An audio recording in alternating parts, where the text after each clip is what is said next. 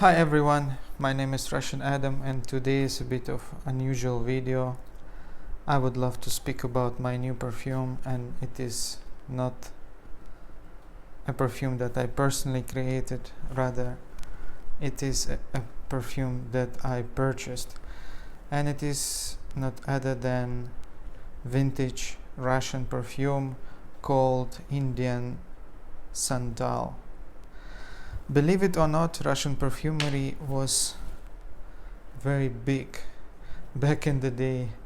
1950s, 1960s are said to be the golden era, if you will, of Russian perfumery, and I was quite surprised and shocked to discover this fact while reading some of the wonderful articles by Victoria Vlasova on Fragrantica. And then I purchased some catalogs displaying vintage Russian perfumes, and I came across this wonderful composition. I was stunned, first of all, by its name. It's called Indian Santal, and you know me, I distilled Indian sandalwood myself and I use it heavily in my own compositions, and I absolutely in love with this wonderful material, and especially knowing that this stunning material aged so well, I was immediately, excited, and I just wanted to have it. And thankfully I found a bottle of this vintage composition. It's been created in 1958, I believe, and what is so stunning about it is not only the perfume, its presentation, its marvelous ingredients, but the story, or shall I say a legend behind it. And it goes like this again. Thanks for Victoria Vlasova for this information. I read it from Fragrantica, and you also free to check it out there. So the story goes like this.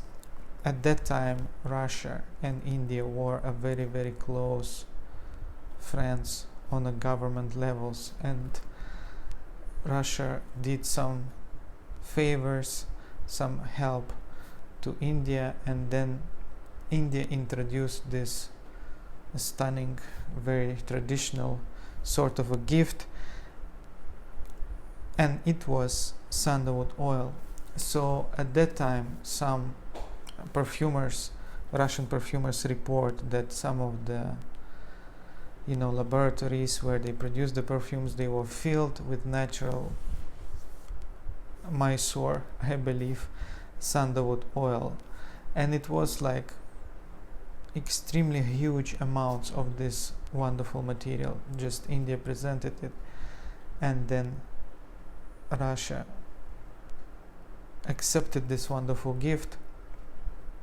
So much so that one particular perfumer reported that nearly, I believe, 3 tons of this stunning precious material was there at their exposure, and they've been finally ordered to make a use of it and make a perfume out of it. So they come up with this wonderful composition, and it represented this mysterious India. And Russian people didn't know much about this country at the time, only through the stories, novels, movies, and so on. So the perfumer who worked on it really done a wonderful job to capture this mysterious scent and to present it in a really wonderful way. And why, to me personally, it's such an important event to have this perfume, to being able to smell it, is because when I first composed my compositions, my first collection, it's been heavily compared to vintage perfumes, to French vintage perfumes. And at that time I didn't know anything about perfumery. I didn't know what Chypre means, what Fougère means, Oriental, and so on. I just been doing what I was felt inspired with and what I truly loved. And then people started comparing my perfumes to vintage perfumes, and I was quite pleased about it and surprised at the same time. Surprised because I didn't know much about perfumery, and pleased because the idea behind Ariche Ladoré was kind of a fusion between old French perfumery, which I, despite the fact that I didn't know much about it, I knew and I had an idea that it is elegant and it is, very charming and very soft. And I wanted to make this type of elegance, softness and charm to be perfectly infused and blended with very heavy Arabian style, where we have lots of ouds and animalics such as ambergris and musk and so on. And then, just recently I came across these articles and I read about it, and I was so much, impressed and truly surprised that actually Russian perfumery was very big at the time, and they also took their inspirations from French classical perfumery. So really looking forward to experience this composition, and I already did. I made a video in Russian language, so if you speak Russian, welcome to view it on my Russian channel. And what to say, the composition opens up with a very sweet, syrupy, slightly citrusy touches. It used to be bergamot, it used to be some other citruses, but now they feed it away and you get this extremely sweet, syrupy, resinous, spicy type of opening that immediately takes you to the heart notes of this composition.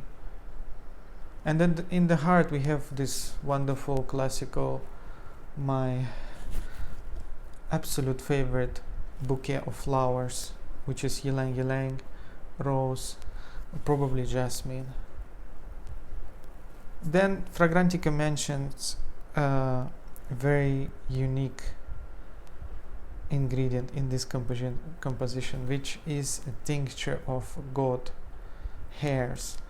So I heard that Prins Lomros was using this particular ingredient, and I was like, yeah, it's something unique, it's something interesting. And I never thought that anyone in the past would actually use something like this, but here we go. This perfume, as Fragrantica says, contains goat hair tincture as well.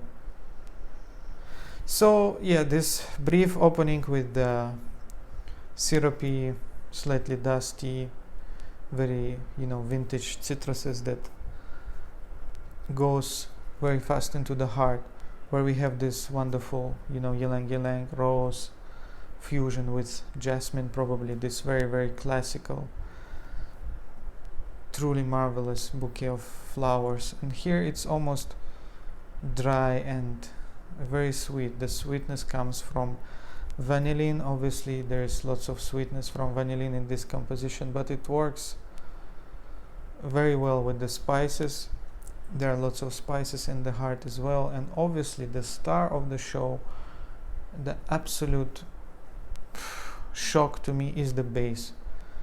It's not as evident, it's not as clear on the paper, but once I apply this on skin, and I will do it again,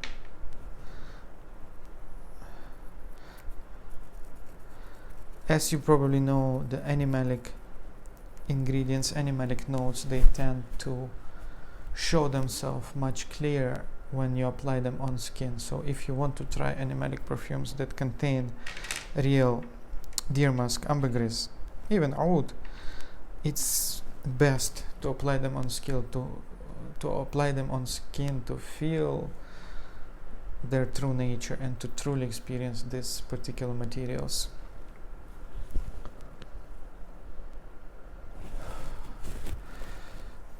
So deep, rich, complex, resinous, again slightly citrusy, brief opening,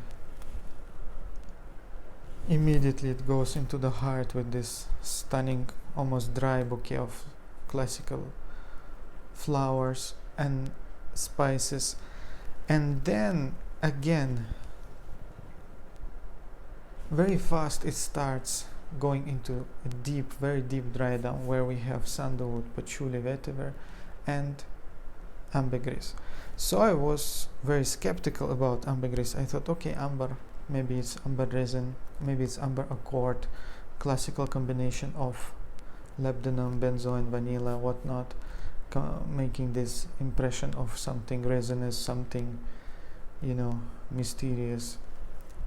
But to my huge surprise, I discovered that starting from the heart notes and going deep into the dry down, this perfume displays unbelievably beautiful ambergris note, truly animalic gray ambergris note. And I was really shocked. At first I thought like maybe it's combination of some materials, maybe it's the goat hair tincture, maybe it's synthetic ambergris, which probably used to be a bit animalic at the time rather than ambroxan we have today, which is totally clean type of scent.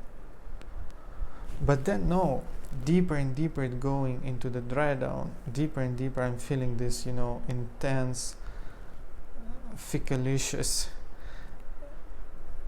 delicious ambergris. It's just so animalic, slightly salty, slightly, sweet, and blending with this very creamy, very rich, deep, mature type of sandalwood. Imagine this sandalwood probably aged like 60 or 70, nearly 70 years.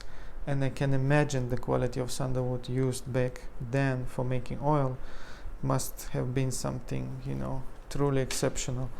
So yeah, I'm totally blown away by this ambergris, by this sandalwood ambergris combination. And it actually reminds me of Henry Jacobs' composition, which called Musk Superior, I believe, that I tested in Dubai just recently, a few months ago.